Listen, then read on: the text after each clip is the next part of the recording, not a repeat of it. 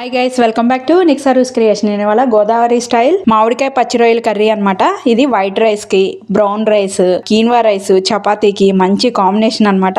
చాలా బాగుంటది. సో ఈ డిష్ ఎలా తయారు చేసుకోవాలన్నది ఇప్పుడు మనం ప్రాసెస్ లోకి వెళ్ళిపోదాం. నేను ఎప్పుడు కూడా డైరెక్ట్ వండుకోను అనమాట. ఆవిరి మీద వాటర్ అంతా ఇంకేసి ఆగిలేయటం అంటారు దాన్ని. అలా చేసే నేను ఎప్పుడైనా కూడా రెసిపీ తయారు చేస్తాను అనమాట. ఫస్ట్ ఆగిలేసుకోవడానికి నీట్గా ఫస్ట్ కొంచెం సాల్ట్ వెనిగర్ వేసి వాష్ చేసేసుకున్నాను.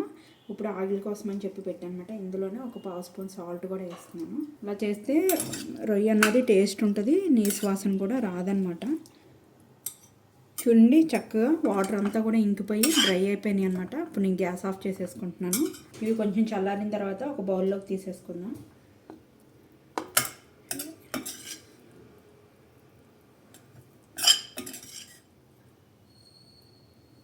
చూడండి, కేజీ రొయ్యలు తీసుకుంటే అవి ఒలిసినప్పుడు తగ్గుతాయి, అవి ఎగరబెట్టాక ఇంకా తగ్గుతాయి క్వాంటిటీ.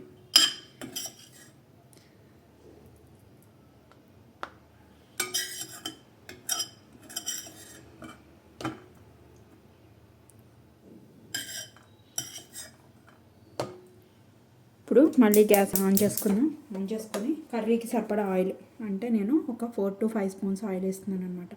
నాన్ వెజ్ కాబట్టి కొంచెం ఆయిల్ ఎక్కువే పడుతుంది, అప్పుడే అవి కూడా టేస్ట్ ఉంటాయి.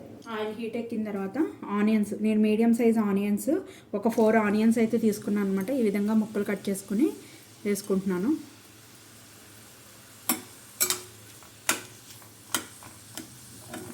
చక్రాల్లాగా కోస్తే కొంచెం గుజ్జుగా ఉండదన్నమాట కర్రీ. ఈ విధంగా చక్కగా చిన్న చిన్న ముక్కల్లాగా కట్ చేసుకోండి, చక్కగా బాగుంటుంది. సాల్ట్ ఆల్రెడీ మనము ఈ ప్రాన్స్ ఉడకబెట్టేటప్పుడు కూడా ఒక 1/2 స్పూన్ వేసాము. నేను మళ్ళీ కూరకి సరిపడా అని చెప్పి 1.5 స్పూన్ వేస్తున్నాను. తర్వాత టేస్ట్ చూసుకుని అడ్జస్ట్ చేసుకుందాం.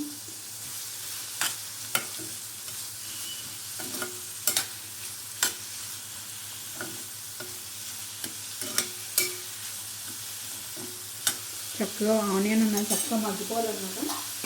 సాల్ట్ కూడా వేసేసుకున్నాం. మూత పెట్టేసుకుని మీడియం ఫ్లేమ్లో పెట్టేసుకుంటున్నాను, తొందరగా మగ్గిపోతుంది. ఒకసారి ఆనియన్ అలా మగ్గిందో చూసుకున్నాం. చాలా వరకు మగ్గిపోయింది. మధ్య మధ్యలో కలుపుకుంటూ ఉండకపోతే కనుక అడుగంటుకుపోతుంది అనమాట. మనకి ఆనియన్ ఎంత మగ్గితే కూర అంత గుజ్జుగా ఉంటుంది. ఇప్పుడు ఒక 2 స్పూన్స్ అల్లం వెల్లుల్లి పేస్ట్ కూడా యాడ్ చేసుకుంటున్నాను. ఇందులో చిన్న స్పూన్తో వేసినా కాబట్టి 2 స్పూన్స్ వేసినాను. ఒకవేళ మీరు పెద్ద స్పూన్ యూజ్ చేసే లెక్కనైతే కనుక 1 స్పూన్ సరిపోతుంది.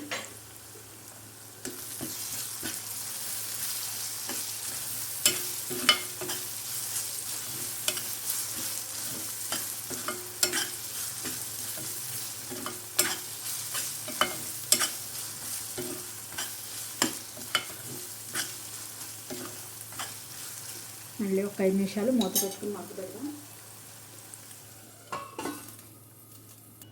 5 minutes అయిపోయింది. ఒకసారి చూసుకుని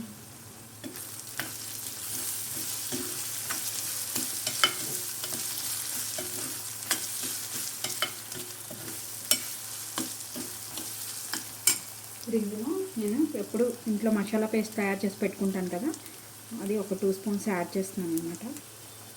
ఇది ఎలా చేసుకోవాలన్నది ఫుల్ రెసిపీ కూడా డిస్క్రిప్షన్లో ఇస్తాను. ఈ మసాలా కూడా కొంచెం పచ్చివాసన పోయే వరకు ఫ్రై చేసుకున్నాం.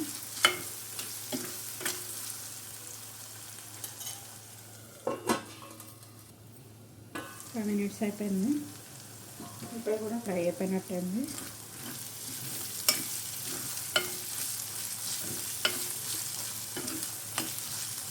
ఇప్పుడు మనం ఇందాక ఎగరబెట్టుకున్న ప్రాన్స్ ఉన్నాయి కదా, అవి యాడ్ చేసేస్తున్నాను ఇందులో. ఎన్వి కర్రీ అయినా కూడా మసాలా బాగా వేస్తేనే దాని టేస్ట్ ఉంటుంది, నీచు వాసన రాదు, టేస్ట్ ఉంటుంది. కంపల్సరీ మసాలా అన్నది యూస్ చేయాలన్నమాట. ఈ ప్రాన్ అనే కాదు, ఫిష్ అయినా, చికెన్ అయినా, మటన్ అయినా, ఏదైనా ఏ ఎన్వి కూరలు అయినా కూడా ఉప్పు, కారం అండ్ మసాలా పడితేనే ఆ టేస్ట్ ఉంటుంది, మనకి ఆ ఫ్లేవర్ కూడా బాగుంటుంది అనమాట. మనం ఆల్రెడీ ఎగరపెట్టుకున్నాం కాబట్టి ఎక్కువసేపు ఇది అవ్వక్కర్లేదు అనమాట, తొందరగానే అయిపోతుంది కూర. ఇప్పుడు కర్రీకి సరిపడా కారం అనమాట. నేను ఒక 2 స్పూన్స్ యాడ్ చేసుకుంటున్నాను.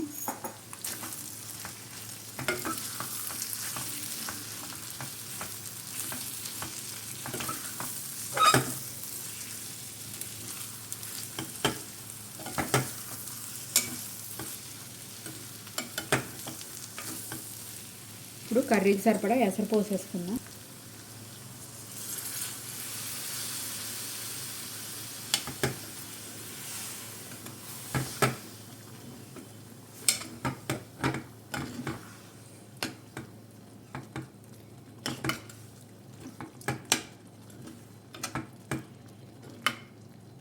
ఇంకొంచెం పడతాయి, ఇంకొంచెం యాడ్ చేసుకుందాం.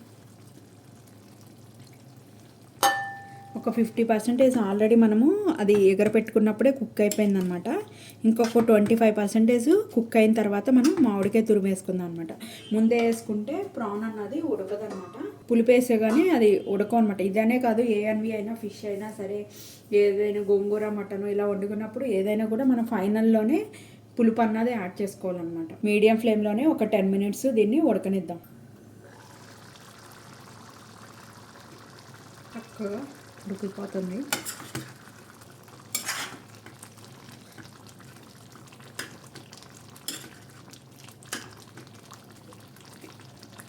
చూసుకుందాం రొయ్య ఉడికిందా లేదు. చూడండి ఉడికిపోయింది, మొత్తం ఉడికిపోయింది. ఇప్పుడు మనం మామిడికాయ వేసుకుందాం అన్నమాట. మామిడికాయ కూర నేను ఆల్రెడీ కూర పెట్టేసుకుంటాను కదా. ముక్కలు వేసుకుంటే ఏంటంటే ఆ ముక్కలు పెద్దగా ఉండి ఆ ముక్కలు కలిగి మనకి మొత్తం కూడా మ్యాంగో ఇది అయిపోతుంది. సో మనకి మైల్డ్గా తెలియకుండా ఉండాలి అంటే కనుక కొంచెం పుల్లగా అది మామిడికాయ ముక్క ఆ టేస్ట్ తెలియాలి అంటే కనుక ఇలా కోరి వేసుకోండి, అప్పుడు బాగుంటుంది అనమాట కర్రీలో. మామిడికాయ వేసుకున్న తర్వాత నేను కూర వేసాను కాబట్టి ఎక్కువసేపు ఉడకక్కర్లేదు, ఒక 5 minutes ఉడికితే సరిపోతుంది, పులుపు దిగిపోతుంది అనమాట. ఇప్పుడు నేను కట్ చేసుకుని నీట్గా కడిగిన కొత్తిమీర ఒక గుప్పుడు వేసేసుకుంటున్నాను. ఏ నాన్ వెజ్ అయినా కంపల్సరీ కొత్తిమీర అన్నది వేసుకుంటాము. ఉడికేసుకున్నాం. గ్రేవీ కూడా మనకి సరిపడానే ఉంది చూడండి, ఎక్కువ కూడా లేదు గ్రేవీ అన్నది.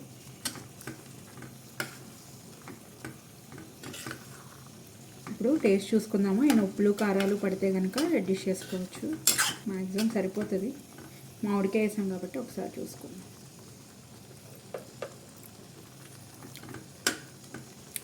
చాలా బాగుంది, పుల్లగా నాకైతే సరిపోయింది. చక్కగా ఘాటుగాను, ఎన్వి అంటేనే కంపల్సరీ ఘాటు ఉండాలి కదా. ఘాటుగా పుల్లగా చాలా బాగుందనమాట. ఒక 2 నిమిషాలు మూత పెట్టి మగ్గిన తర్వాత గ్యాస్ ఆఫ్ చేసేసుకుందాం. ఒకసారి కలుపుకొని గ్యాస్ ఆఫ్ చేసేసుకుందాం. చక్కగా మనకి రైస్లో కలుపుకోవడానికి సరిపడా గ్రేవీ ఉంది కాబట్టి ఆఫ్ చేసేసుకుందాం.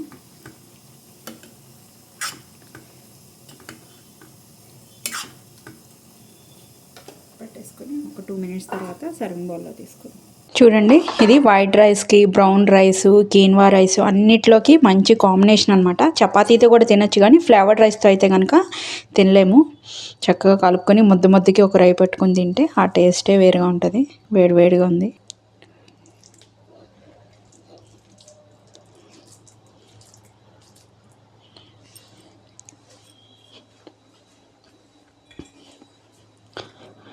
టేస్ట్ చాలా అద్భుతంగా ఉంది, చాలా బాగుందన్నమాట. రొయ్య అండ్ ఆ పులుపులో సూపర్ ఉందన్నమాట ఈ కాంబినేషను.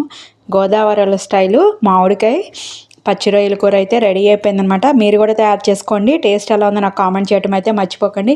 మీరు కనుక ఫస్ట్ టైం నా ఛానల్ చూసినట్టయితే సబ్స్క్రైబ్ చేసుకోండి. ఇలాంటి మరికొత్త వీడియోస్ కోసం బెల్ బటన్ ప్రెస్ చేయడం అయితే మర్చిపోకండి. ఈ వీడియోని మీ ఫ్రెండ్స్ అండ్ ఫ్యామిలీ మెంబర్స్కి కూడా షేర్ చేయండి. Thank you guys.